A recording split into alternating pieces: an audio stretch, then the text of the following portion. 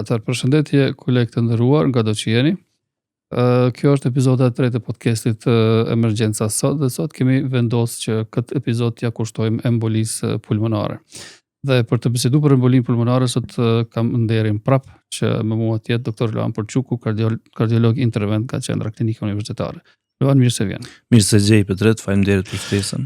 Loan, falenderoj shumë për kohën që ke gjetë me në bashkangjit në këtë diskutim. Embolia pulmonare, siç e di, është sfidë më e madhe diagnostike, radhë parë se sa terapeutike. Sa për këtë terapisë, fatmirësisht kemi shumë opsione, mirë po problemi kryesor është tek diagnoza. Jo pse s'kemi mundësi për me diagnostiku, mirë po mjekëve në emergjencë shumë radio shkon mendje për emboli pulmonare, duke qenë se është një problematike e cila ka simptomatologji shumë jo specifike.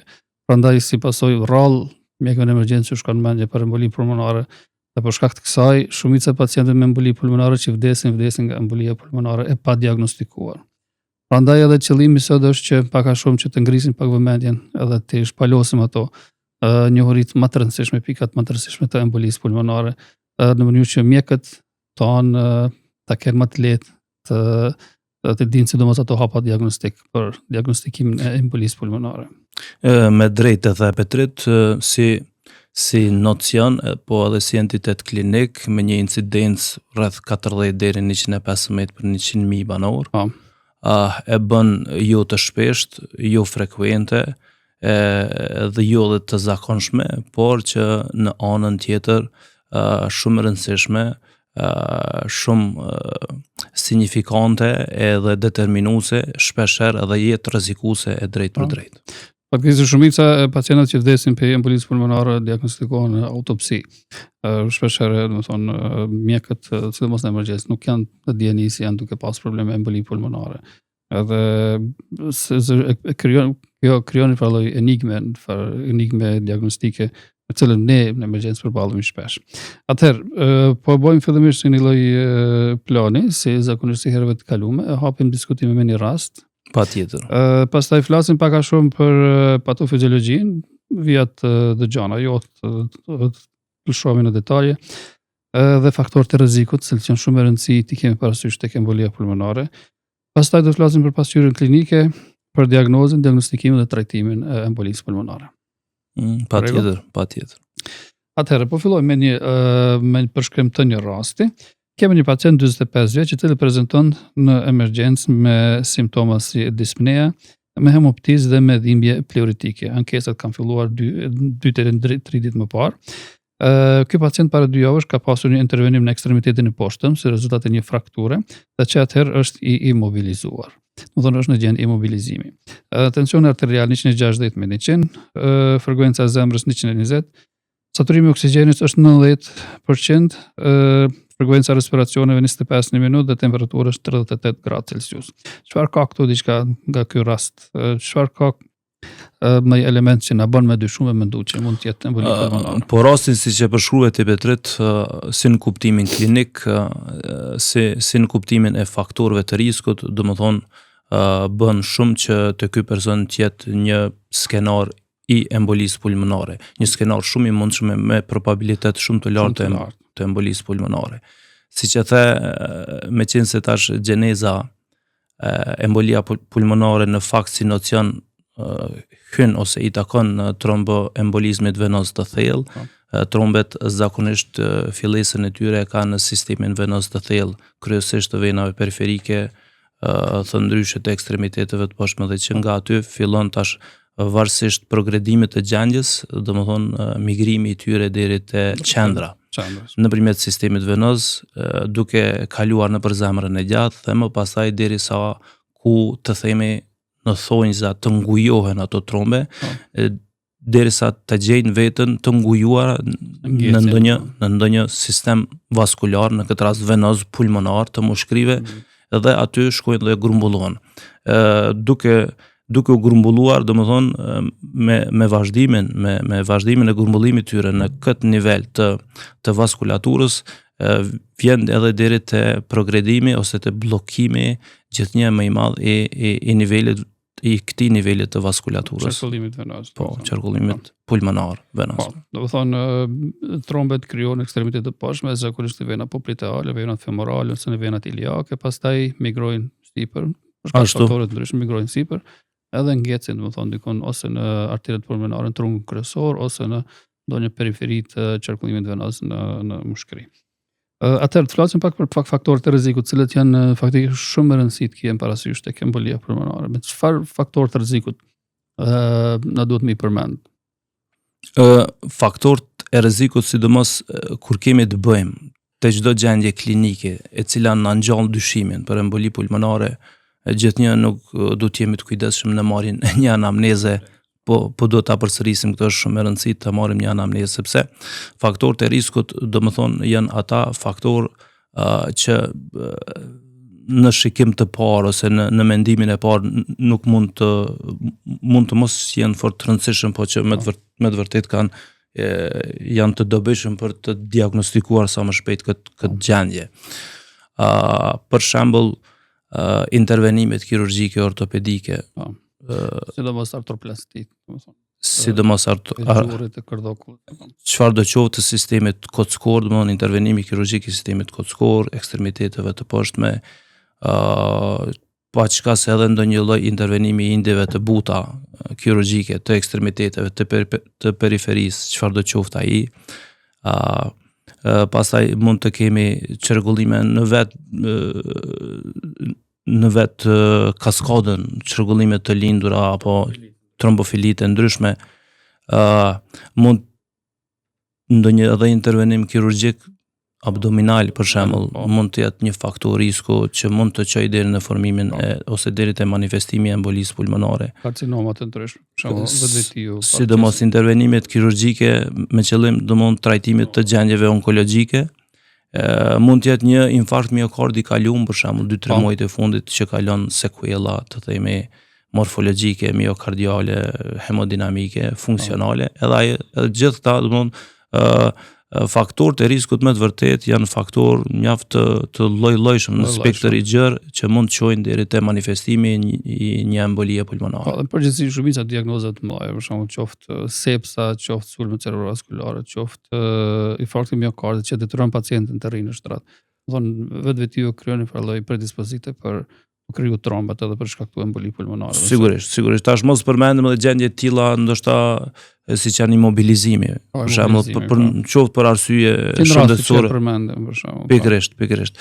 Domthonë, në vetvete intervenimi kirurgjik ortopedik mbart një përqindje të lartë të rrezikut të manifestimit, por më pastaj trajtimi postoperativ domthonë imponon kushte, kondita në të cilat mbi të cilat mund të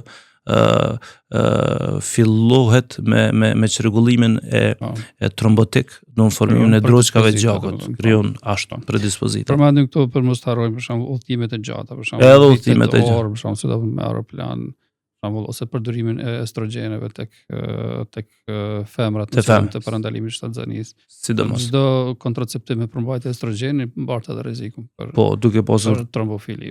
Ashtu. Unë pak a shumë këta ishin faktorë të rrezikut që sinqerisht duhet të kemi parasysh, edhe domethënë shumë gjatë përpunimit të këtyre pacientëve. Po vazhdojmë tuti pak me pasqyrën klinike. Përmendëm në fillim pasqyra klinike të embolia pulmonare është shumë jo specifike. Është me drejtë ekipe të tretë, mund të jetë shumë jo specifike, nganjëherë din me qenë edhe specifike. Nganjëherë mund të mos kemi simptomatologji fare. Mund të jetë simptomatologji. Nganjëherë fatkeqësisht mund të kemi edhe ndonjë vdekje befasishme.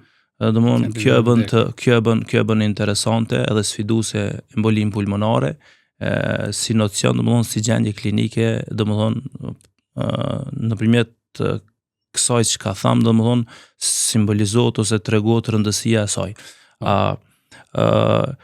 Çka them, simptomatologjia ndoshta prej simptomave të para mund të jetë një koll. Mund të jetë një dispne. Mund të jetë një dhimbje atipike gjoksit që shpesh e quajmë dhimbje pleuritike. Jo mirë lokalizuar. Okej. Mund të jetë një parahati, një hemoptizë për shembull. Mund të jetë një hemoptizë. Disa pacient përshkruajnë presinkop. Edhe sinkop, në fakt. Disa mund të kenë edhe sinkop. Domthonë Edhe zakonisht pacientat me sinkop, me sa diun, zakonisht prezantojnë edhe me hemodinamik shumë jo stabile, domethënë. Aty domthon kemi të bëjmë me një grup në grup pacientësh me rrezikshmëri paksa më të lartë, me një gjendje paksa më dramatike. Por nëse embolia pulmonare ka prezantuar ka elemente të sinkopës, domethënë automatikisht do të kemi parasysh që kemi të bëjmë në rast domethënë mjaft serioze, mjaft rëndë, me një okluzion ndoshta të trungut. Në fakt, këtë gjendje tani më e trajtojmë ose duhet t'i qasemi në kuptimin terapeutik si emboli pulmonare me instabilitet hemodinamik ose duhet ta kemi qasjen domthonë si të tillë. Domethënë, e përmendëm, është dispnea, është dhimbje pleuritike, kolla, hemoptiza, sinkopa. Ndonjëherë në raste të caktuara, për shembull, të okluzioni i arterieve periferike mund të kemi edhe temperaturë, për shembull, infarkti periferik mund të shfaqet në temperaturë subfebrile, për shembull, që mund të ngjajë me një pneumoni, fjala. Pikërisht sepse për shkak të kompromitimit të qarkullimit, domethënë, aty tash mund të krijohen edhe kondita të inflamatore, infeksioze dhe mund të kemi edhe marker tjerë të mund të rritura në analizat laboratorike. Pacienti mund të jetë edhe febril. Ishte kjo, siç po shihet, domethënë simptomat janë shumë jo specifike që edhe kjo është arsyeja pse shpeshherë mjekët e emergjencë nuk e fusin embolinë pulmonare në diagnozë diferenciale. Për faktin që këto simptoma, për shembull, si dispnea, si dhimbja pleuritike, si kolla, si hemoptiza, si gjitha mund të gjenden në një numër shumë të madh të sëmundjeve të tjera. Pikërisht. Kështu që këtu është ajo esenca pse shpeshherë embolia pulmonare kalon e pa diagnostikuar mirë. Mirë, domethënë sa i përket pasqyrës klinike, besoj që pak a shumë i përmendëm gjitha ato simptomat e rëndësishme. Po flasim pak për diagnozën e embolisë pulmonare. Edhe mendoj se kjo duhet të jetë ai fokusi kryesor i këtij podcasti të diagnostikimit. Po flasim fillimisht pak për ndryshimet, për shembull, në EKG, disa ndryshimet në laborator, ndryshimet në rentgenin e toraksit, ndryshimet në ultrazon, e përfund në diagnozë po e lëm pjesën më të rëndësishme. Don llogaritin e probabilitetit në Wells score dhe angioCT. Domethënë e dim që angioCT është standard i art, mirë po, fillimisht para se të vim atje, po i diskutojmë pak a shumë. Edhe pse shumë me drejtë e the Petrit që paraqet angioCT-ja standardin e art, po edhe para se me ardh deri te angioCT-ja, domthon mirë është që sa më shumë aty ku të kemi mundësi, domthon t'i përmbajmë disa hapave një, të themi ashtu, algoritmi diagnostik. Duke pasur parasysh që probabiliteti se a kemi apo nuk kemi emboli pulmonare ndahet në 3 kategori. Atëherë në kategorinë me risk të ulët, risk të moderum, të mesëm dhe risk të lartë, atëherë të këta të personat të këtë cilë dhe probabiliteti është me risk të ulët, është i ulët, probabiliteti i ulët, klinik për të pasur një emboli pulmonare, edhe unë mund të them që të këta diagnoza fillon me vlerën e dedimirit. Kur një rast, mbas të kësaj çka u tha deri më tani, e kategorizojmë se kemi të bëjmë me një person me probabilitet të ulët klinik për emboli pulmonare. Po flasim për Wells score, për algoritmin e Wells. Po aty sa i përket Wells score, probabiliteti i ulët marrim dedimiri po ashtu është negativ, atëherë nuk kemi më pse të shkojmë atutje me hapa tjerë diagnostik. Përjashtohet embolia pulmonare. Përjashtohet. Do të bëjmë në fund podcastit do të bëjmë një rikapitulim të kësaj, domethënë probabilitetet, se mendoj që kjo është pjesa më e rëndësishme e këtij podcasti. Në fund kur ta përfundojmë, do të bëjmë pak a shumë një rekapitulim të llogaritjes probabilitetet dhe kur do të bëjmë dedimirin, kur do të bëjmë angioCT-n e gjitha këto.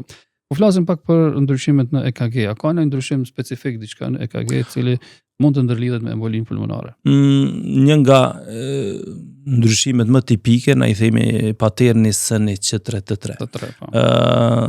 Ky patern domthon kur kemi një SN që domthon dhëmbin S në derivacionin N dhe derivacionin 3 kemi një Q dhe T3, domthon Q të thellë të negative. Kur kjo shkon edhe me një takikardi, me një ritëm mbi 100 një rritje mbi 100 EKG me paternin SN133 është një e dhënë, nuk është definitive, nuk është diagnostike, por është një e dhënë që për syrin ton klinik domethënë na ndihmon shumë në diferencimin e mëtejmë deri sa të vim te diagnoza finale. Por që është një test me besueshmëri të lartë, ndërse kësaj i shtojmë domethënë edhe parametra tjerë, qofshin ata klinik, qofshin laboratorik, qofshin angiografik. Pra, Petrit, unë mendoj, domethënë, esenca kryesore në diagnostikimin sa më të shpejtë, dhe sa më të drejtë të embolisë pulmonare, si nocion shumë i rrezikshëm, në rast se kemi të bëjmë, është integrimi i faktorëve i anamnestik, faktorëve klinik, edhe gjetjeve laboratorike, eventualisht imazherike. Kjo është shumë e rëndësishme. Kjo është ajo sekreti, si them ashtu, i diagnostikimit të embolisë pulmonare, integrimi i simptomatologjisë me llogaritjen e riskut, probabilitetin, do të thonë për risk plus faktorët laboratorik dhe imazherik. Ashtu. Do të qëndron gjithë sekreti i diagnostikimit të embolisë pulmonare. Do të thonë EKG, do të thonë paterni SN133, do të thonë është pak a shumë ka një lloj specificiteti, po do të thonë ndryshimi më i shpesh në EKG të pacientëve me emboli pulmonare është takikardia sinusale.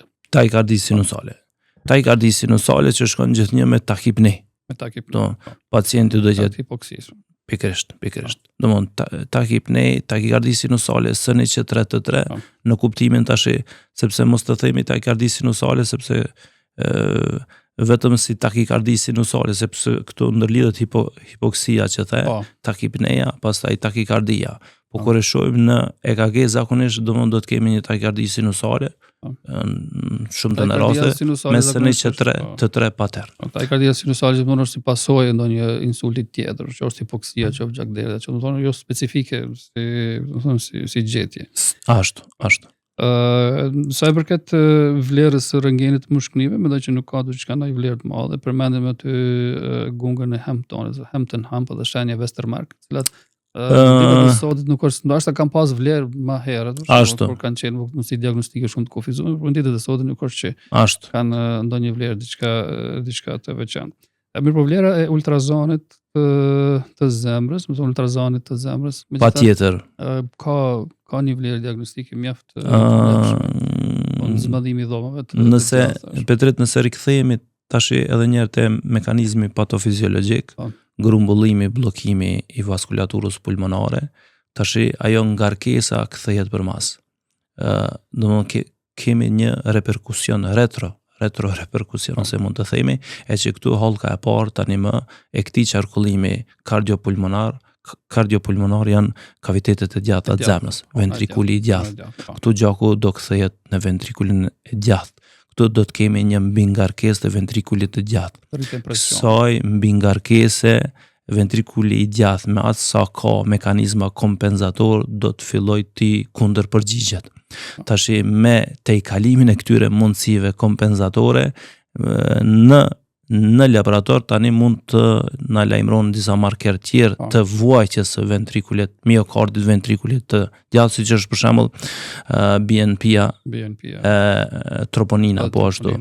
Më pastaj kur ky mekanizëm, kontramekanizëm, domthonë fillon ta merr ventrikulin, të themi ashtu kushtimisht ventrikulin e gjatë, do të kemi tani tash edhe manifestime anatomike, strukturale, pikërisht, do të kemi rritjen do të kemi dilatimin, shenja e D-s, më shumë, shenja fashme e shkronjës D. Ashtu, sepse septumi interventrikular, domethënë aty për shkak të presionit rritur në kavitetin e gjatë drejtohet edhe është e njohur kjo D-shaped, D-sign. Ventrikuli i gjatë, pastaj kemi edhe shenja tjera me canal sign, kur kemi domosdoshmë një humbje kontraktiliteti në pjesët mediobazale të ventrikulit, diametrat më pastaj. Pastaj vazhdon tutje kjo të themi kaskadë negative, kur fillon tani mbi ngarkohet edhe poshtë qarkullimi venos, domthonë vena cava, domthonë nuk përlabon. Edhe kështu duke shkuar gjithnjë e më shumë e te poshtë, rritet tani edhe venat hepatike. venat hepatike, bie indeksi i hudhjes, domethënë indeksi i funksionimit të kaviteteve djata, edhe ky në fakt paraqet mekanizmin bosht që mund të çojë deri te vdekja si rezultat i embolisë Zakonisht tek pacientët me arrest kardiak për embolisë pulmonare, zakonisht prezentojnë me asistol, është asistola. Pikërisht. Prezentojnë me asistol për shkak të degenerimit të sistemit konduktiv.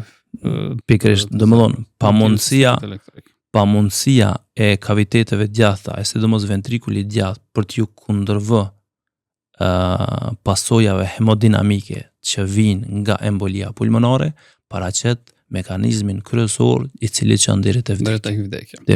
Sa për këtë analizë laboratorike përmendet, domethënë proBNP-n edhe troponinën, të cilat mund të rriten tek smadhimi i dhomave, jo specifike megjithatë, proBNP është jo specifike, mirë po mund të jetë si një element shtetë. Nëse i marrim edhe i kemi pozitive, i kemi të rrituna, sepse tash ne e përmendëm vetëm Walesin, po janë edhe disa sisteme skorimi të tjera. Geneva P score.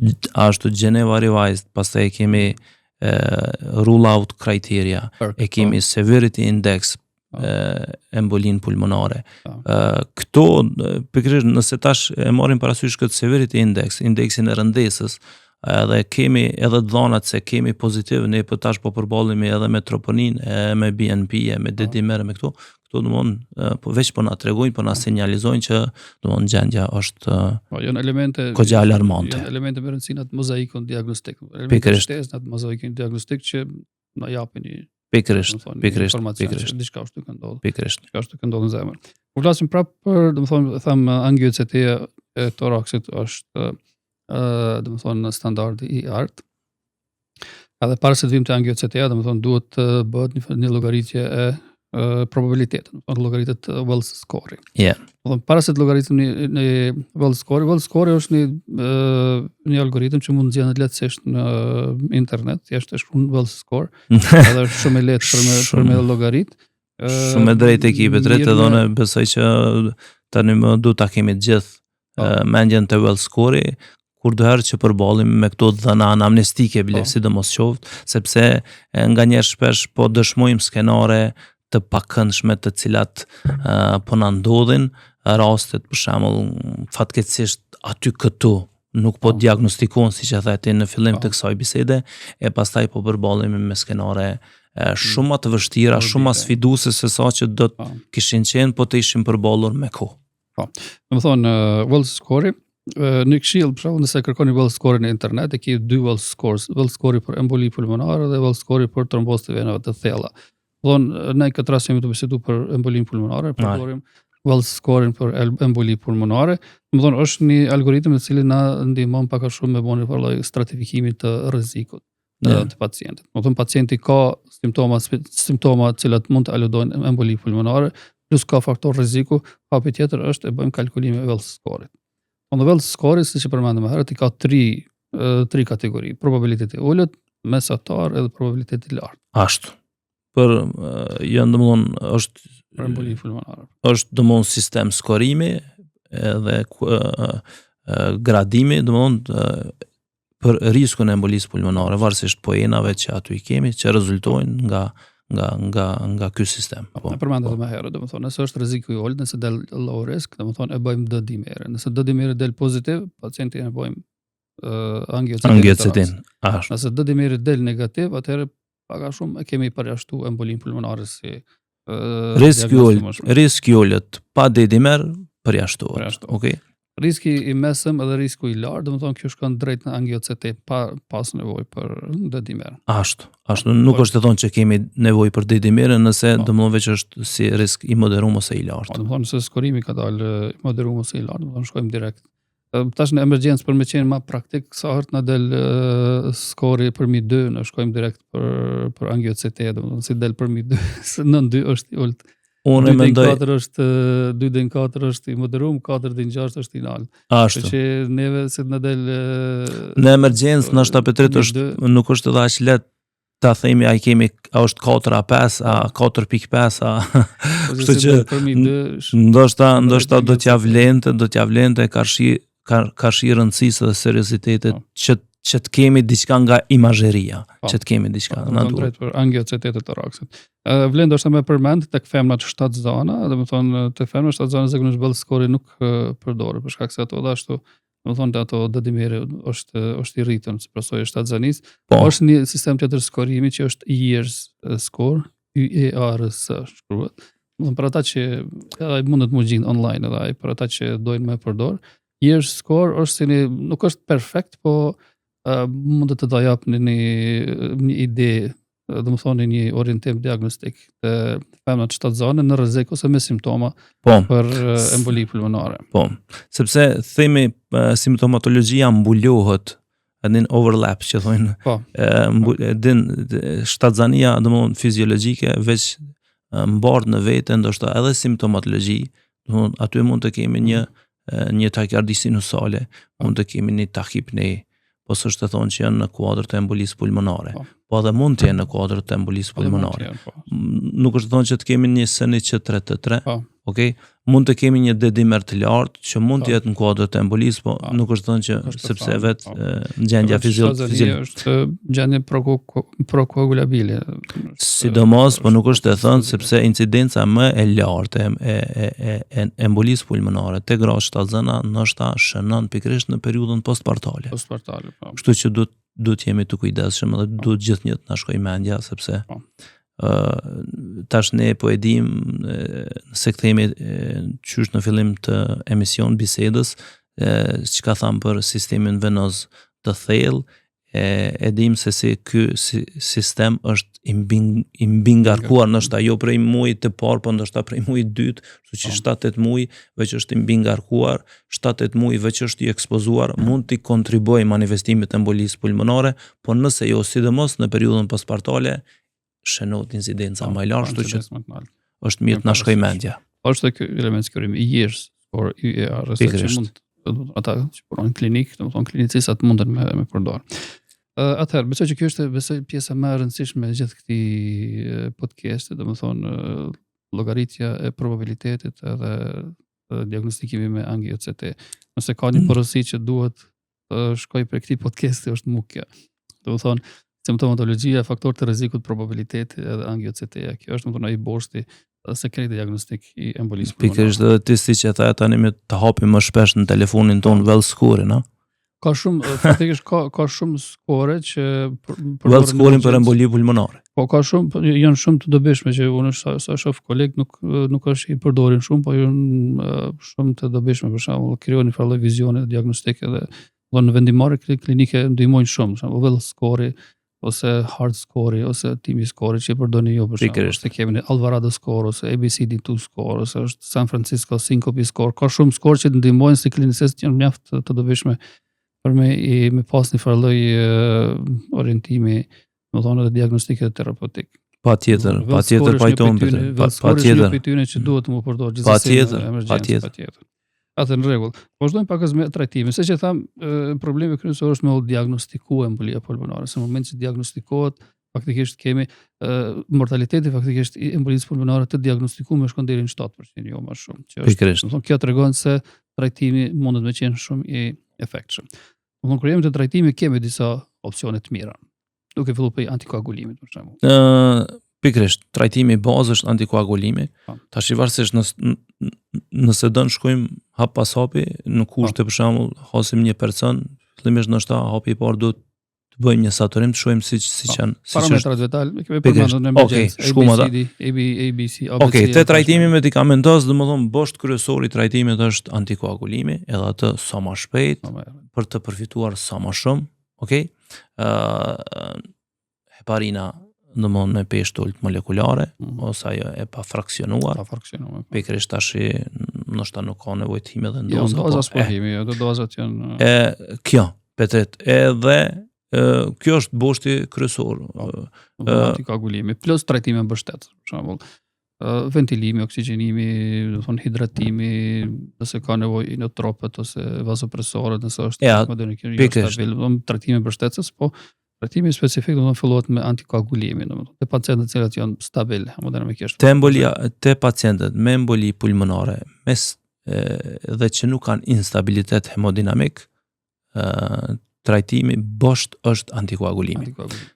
Te pacientët me emboli pulmonare me instabilitet hemodinamik, skenari është pak më ndryshe, sepse te ta, domethënë veç po shohim një skenar të disfavorshëm, të drejt për drejt, jetë kërcnues, edhe duhet të bëjmë diçka në mënyrë konkrete. Në kuptimin medikamentoz, duhet ta kemi parasysh lizën, përderisa nuk kemi të dhëna, sepse se ai person ka kontraindikacione absolute. Në rast kontraindikacionesh absolute, sot në botë kjo bëhet edhe me qasje kirurgjike, po bëhet edhe me qasje minimale invazive perkutane, të cilën zakonisht e bëjnë në qendrat tani më europiane, e bëjnë kolegët e mi kardiolog intervent. Ne në Kosovë për momentin jemi duke u shkolluar, po unë nuk mendoj që do të jetë larg kur edhe ne do të ofrojmë këtë shërbim. Lajm shumë i mirë. Po. Edhe trombektomia kirurgjike për shembull, në zemër të hapën raste selektuar. Pikërisht nuk shiko tani nuk as që diskutohet për parësia e qasjes perkutane ka shi kësaj klasike.